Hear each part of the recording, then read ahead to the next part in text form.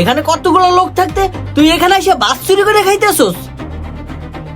মানে ভাই হয়েছে কি, আমার অনেক ক্ষুধা লাগছিল, তাই আপনাকে না বললেই আমি কটা ভাত লিয়া পানি দিয়ে লবণ দিয়ে খাওয়া শুরু করে দিছি। তাই বলে তুই ভাত চুরি করে খাবি?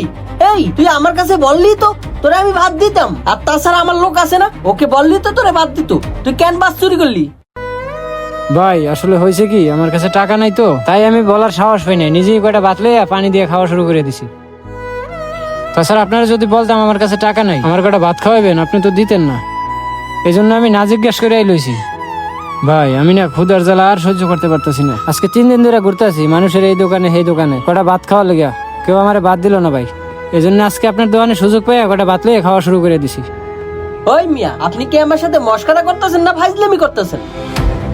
আপনি যে না খাই রইছেন 3 দিন, এটা কেউ বিশ্বাস করবো? আপনার দেখতে তো ভদ্রলোকই দেখা যায়, আপনি কেন না খাই রইছেন? আপনার কাছে টাকা নাই, এটা কেউ বিশ্বাস করবে না। দেখেন